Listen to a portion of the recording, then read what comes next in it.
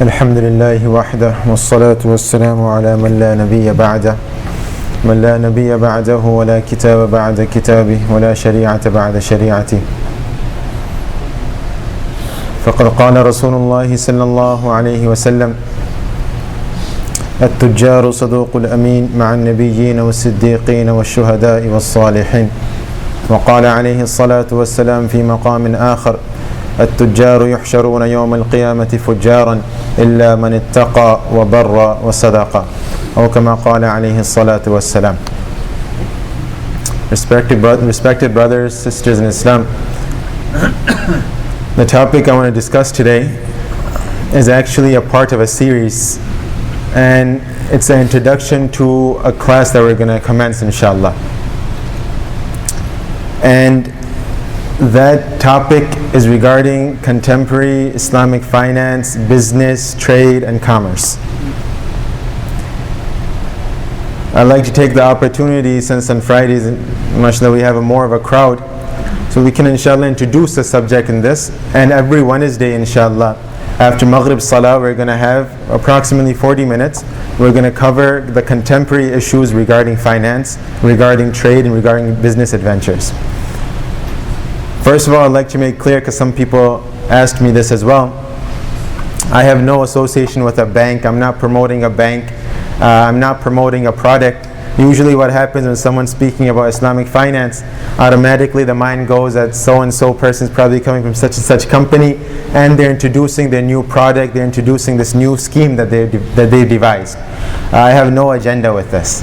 I have no company of my own, neither am I associated with any company. Now that this is clear, living in this world, every human must earn a living. We cannot go without earning a living. This is something that comes part and parcel with us. Each one of us has to adopt means to earn a living.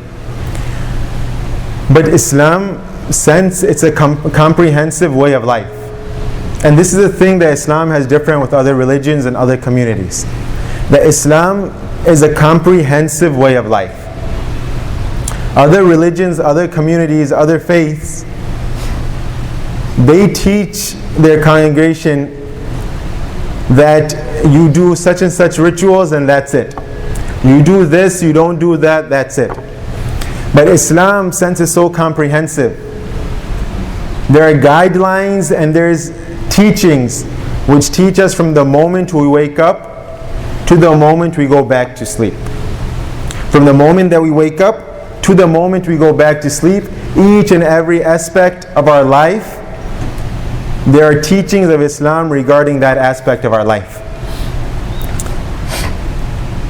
So Islam, being a comprehensive religion, it is not just restricted to the way, for example, how we dress.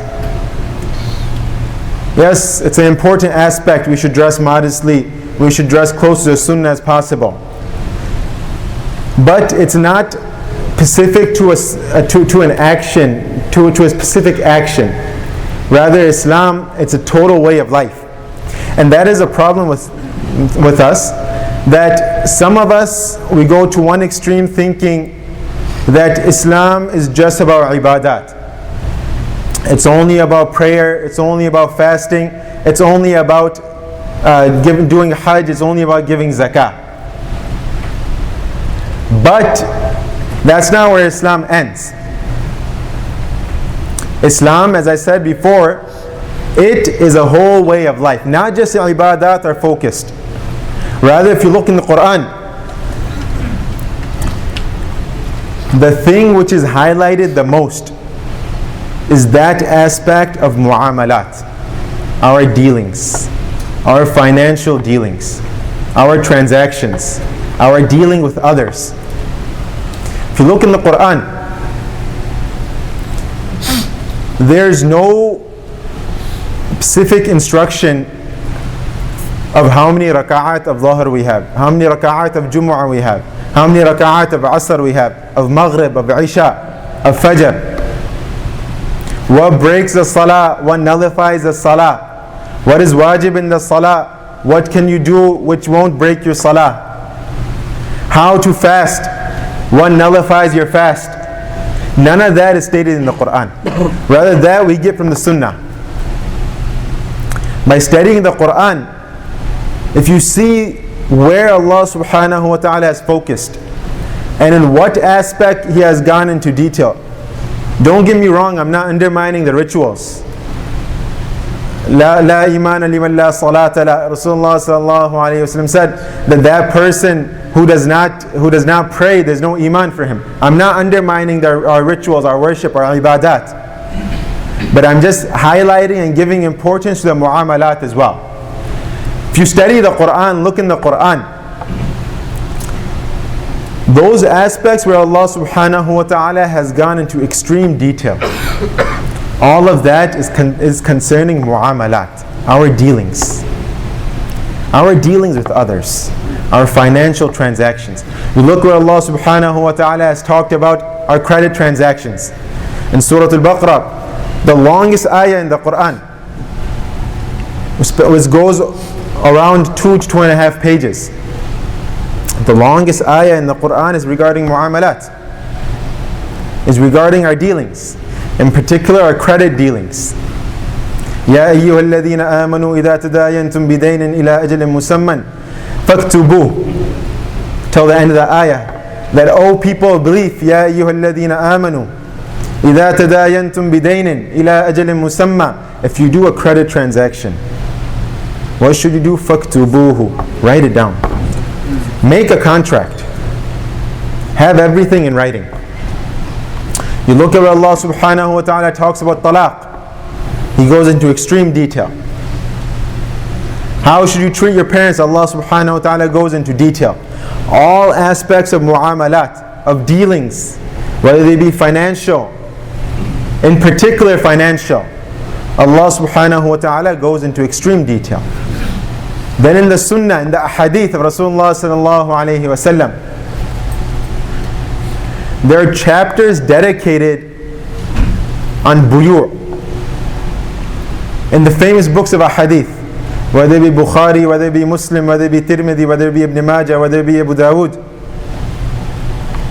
If you look at the books, there's chapters dedicated, and it takes a good chunk of the book regarding buyu', trade, buying and selling, transaction, finance. Then you look in the books of fiqh.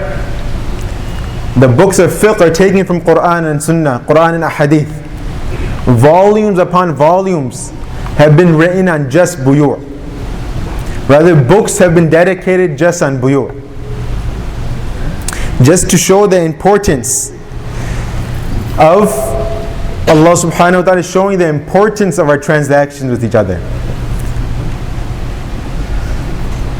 So our deen is not just about rituals. For example, Qur'an is not just going to talk about, for example, wearing a topi, wearing a hat on your head.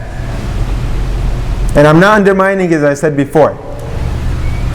But Allah subhanahu wa ta'ala, when He discusses these interactions, these financial transactions, these mu'amalat, that's where Allah subhanahu wa ta'ala goes into extreme detail. Monetary dealings. And this shows the importance of this. Now in the ayah where Allah subhanahu wa ta'ala says, in the long ayah in Surah Al-Baqarah, the longest ayah of the Qur'an, يَا أَيُّهَا الَّذِينَ آمَنُوا إِذَا تَدَايَنْتُمْ بِدَيْنٍ إِلَىٰ أَجَلٍ مُسَمًّى فَاكْتُبُوهُ. When you're doing a credit transaction meaning إِلَىٰ أَجَلٍ مُسَمًّى, there's a set time limit. فَاكْتُبُوهُ, write it down. Allah subhanahu wa ta'ala is commanding the Prophet sallallahu alayhi wa sallam, فَاكْتُبُوهُ, write it down. In Tirmidhi, there's a narration where a Sahabi says that I did business with Rasulullah sallallahu alayhi wa sallam. I thought the business was concluded. It was a credit transaction. Rasulullah sallallahu alayhi wa sallam forced me to write down the contract. That this is from Muhammad ibn Abdullah, this is from Muhammad ibn Abdullah, who's a Rasul of Allah, to so and so. This is a contract, this is a transaction between me and you. and I'm going to pay you back in this much time. How am I going to pay you back? Where am I going to pay you back? When am I going to pay you back? All of that is good. It should be discussed. All of that should be written in the contract. Islam teaches us to be crystal clear in our transactions. It's from the teaching of Rasulullah sallallahu alaihi wasallam to be crystal clear in our transactions. Because you see, money is such a thing that it is a huge cause. Rather, it is the main cause of arguments, disputes, quarrels, even wars. Monetary things. Money. This is the main issue. This is the main thing which leads people to disconnect from each other. And the hadith clearly states, حُبُّ الدُّنْيَا رَأْسُ كُلِّ خَطِيئَةٍ, that the love of the world, the greed of the world, the greed of wealth, the going after the wealth, going after monetary things. رَأْسُ كُلِّ خَطِيئَةٍ, it is the cause and the head, the main cause of every sin. People, we will disconnect from each other due to money. When money comes in between, we will disconnect with each other. People end up harming each other because of money. You end up killing each other because of money. You dispute, you swear, you curse, you slander, you backbite, you talk down upon each other, you cheat each other. Why? Because of the greed of money. Rasulullah sallallahu alaihi wasallam said that hubb dunya, the muhabbat, the love, the greed of the wealth, and it causes a person to do strange things. رَأْسُ كُلِّ خَطِيئَةٍ, it's the head and it's the cause of every sin, every vice. Just recently, I received 2 questions. One was from a lady in England, an elderly lady, and she called and she was crying. And she said, my son, she said, I'm old, I'm about to die. I'm very sick, I know death is near. My son and my daughter keep asking me, when are you going to die so we can take your money? They're telling the mother. Father is gone already, he's out of the picture. Mother, when are you going to die so we can take your money?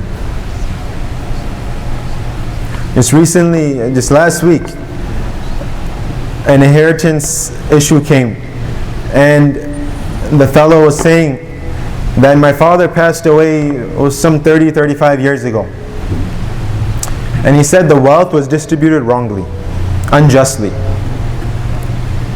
Because of it being distributed unjustly, we don't talk. Me and my brothers, me and my sisters, we do not talk. Now we have decided that we're going to redistribute the wealth. Whatever wealth was at that time, we're going to redistribute it in hopes that we can start talking again.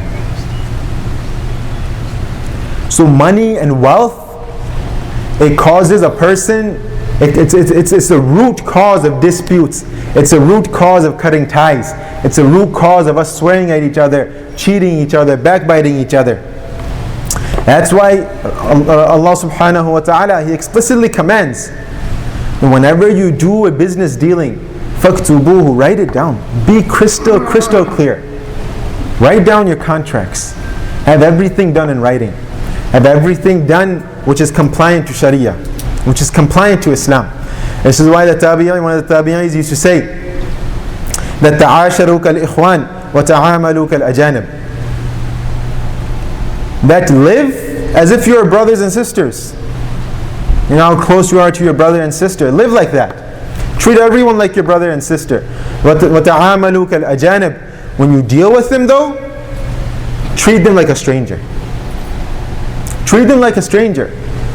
Whoever you're dealing with, make sure you're crystal clear.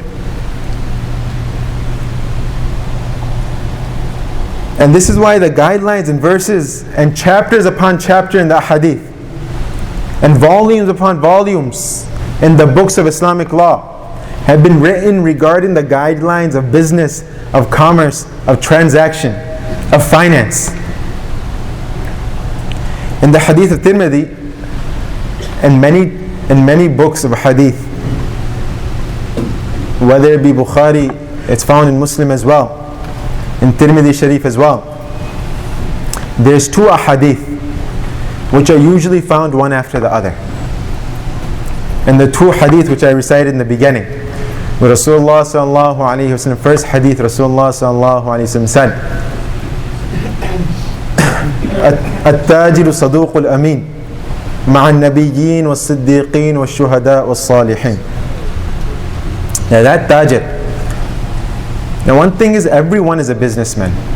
Not just that person who's a businessman by profession. Everyone who is buying and selling something, even if you go and buy groceries, you're a businessman, you're a tajir. If you're receiving a paycheck from your workplace, you're a tajir. You're paying your subordinates, the people that your employees, you're a tajir. So at-tajiru saduqul amin. That businessman who is saduq, who is truthful. Amin, he's trustworthy. Ma'an nabiyyin wa siddiqeen. On the day of judgment, he's going to be with the anbiya alayhimu salatu wasalam, with the prophets, with the truthful people, wa shuhada, with the martyrs, wa salihin, and the people who have done good in the world. Then right after that, the hadith is brought, التجار يحشرون يوم القيامة فجارا. That on the day of judgment, the businessmen, meaning each one of us, will be raised in such a state that will be sinners. إلا من اتقى, except for that person who feared Allah subhanahu wa ta'ala while conducting business. Except for that person who feared Allah subhanahu wa ta'ala. What's it mean by fearing Allah subhanahu wa ta'ala? He learned the adequate knowledge. He learned the adequate laws and the guidelines relating to business, relating to buying and selling, relating to transactions. And he implemented those. وَبَرَّ وَصَدَقَ. And that person who was truthful and he was clear in his business dealings. Except for those people, everyone else is going to be a fujjar, a sinner on the day of judgment. He's going to be raised as a sinner on the day of judgment. This shows how necessary and how important the subject is. Umar radiallahu ta'ala anhu, in his khilafah, in his time of when he was ruling, that person, that individual who did not know the laws and guidelines of buying and selling, of trade, of finance, of credit transactions, debit transactions, short sales, repossession, that individual who did not know, he was not allowed to trade. He was not allowed to step into the marketplace. If Umar radiallahu ta'ala, he would make rounds of the marketplace, of the aswaq, of the bazaars. And he would test individuals. And if he would find someone who did not know what he was talking about, what he was dealing in, he would tell him, shut down your shop. Shut down your shop. Go and learn the laws, then go and conduct your business. Go and learn your law, go and learn the guidelines of Islam, then go and conduct your business. It shows the importance of our business transactions and our dealings. Now from these ahadith, we understand that there's going to be two groups. Either we're going to be ma'an nabiyyin wa siddiqeen wa shuhada, we're going to be with the anbiya alayhi salatu wassalam, we're going to be in a blessed company, or we're going to be amongst the fusaq. There's no middle ground. Either we're going to be from the anbiya, or we're going to be from the fusaq, blessed company or disgraceful company. There's no middle ground. Now how do we conduct our business? How do we conduct our life so that we come into the first group, into the group of the anbiya alayhimu salatu wassalam, into the group of the truthful people, into the group of the martyrs, and the group of those who did righteous deeds? Two things. First, we need to change our perspective. We need to change our perspective. And what do I mean by that? I mentioned in the beginning, Islam is a comprehensive religion. Islam is a comprehensive religion. us doing business, us going to school, us going to work, that in itself is included in Islam. How? Once, one of the scholars, one of my friends, he was given a topic at an MSA, how to balance deen and dunya. The topic he was given was how to balance deen and dunya. The first thing he said was, who told you guys that your learning education is dunya? This is deen as well. This is religion as well. Change your intention, change your niyyah, that what you're going to do, what you're going to learn, you're going to implement into your life. You're going to use it into the cause, and you're going to use it to please Allah subhanahu wa ta'ala. That in itself is deen. So us doing business, us going to work, us going to school, that's not separate from deen. Just as we get rewarded for going to the masjid to pray salah, just as we get rewarded, and pay attention, just as we get rewarded to go to the masjid to pray salah, similarly we will be rewarded to sit in the lecture of our professor. Similarly we'll be rewarded to do our rounds in the hospital. Similarly we'll be rewarded to conduct our business dealings. Why? Because we have changed our perspective. Now we're doing it for the pleasure of Allah subhanahu wa ta'ala. We are doing it to benefit, for the rada of Allah subhanahu wa ta'ala. Secondly, what we need to do is we need to make our transactions and our earnings, make our business compliant of Sharia. Make our transactions, our business, and all of this compliant to Sharia. Make it Sharia compliant. Rasulullah sallallahu alayhi wa sallam said in the hadith, طَلَبُ كَسْبِ الْحَلَالِ فَرِيضَةٌ بَعْدَ الْفَرِيضَةِ, that seeking a halal earning also has to be tayyib, which I'll get to that as well. It's a fard after a fard. It's an obligation after an obligation. Meaning it's obligatory that if you're doing a business, if you're working for someone, you have your own shop, you're taking a loan, this, that, or the other, each and every day we're doing transactions. We need to make sure that's Sharia compliant. That's compliant in the eyes of Sharia. Now, one thing is that having everything halal. For example, eating halal. Now, eating halal doesn't mean that you just eat chicken, meat, and goat, and beef. Yes, it has to be dhabiha. This is part of it being halal. But the money you use, the money that you have in order to buy it, if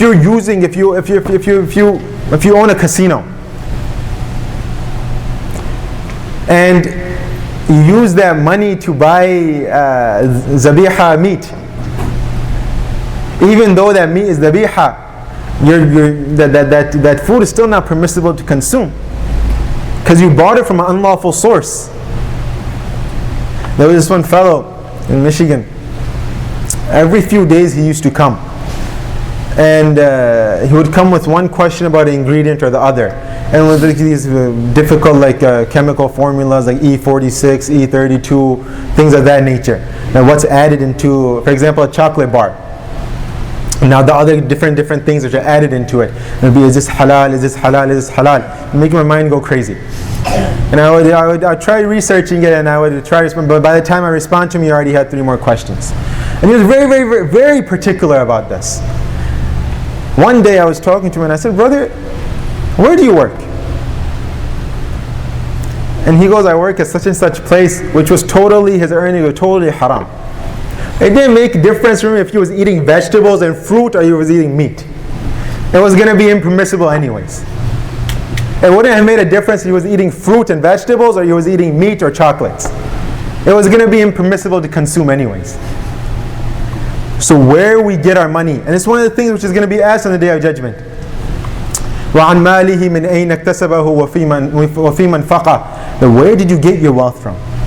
What was the means? How did you earn it?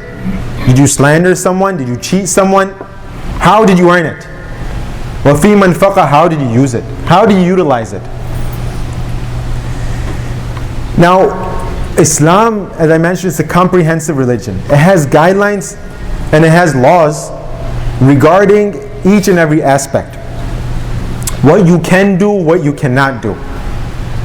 And this is why Islam is different. This is where Islam is different from capitalism. And I'm going to try wrapping it up shortly. This is how Islam is different than capitalism. Capitalism, we're in a materialistic thought. We're materialistic life, right? Where you do whatever you want, however you want. You see an opportunity, go for it. Doesn't matter who you have to overstep, doesn't matter who you have to cut ties with, doesn't matter what you have to do. You see money, go get it. You see an opportunity, you see a business dealing, go do it. Doesn't matter where it is, how you're doing it, what you're doing, who you're doing it with. It's an opportunity, go do it. And it's encouraged as well. Right? Islam, on the other hand, yes, to an extent it agrees with that. You see an opportunity, Islam is not telling you don't do it. Rather, it's encouraging you to do it. But with specific guidelines. What you can do, what you cannot do. What you should do, what you shouldn't do. What you can do, what you could do, what you are doing and what you could do. Islam has specific guidelines. Now this is where it's different than a regular capitalism. This is where we're different from capitalism. Now,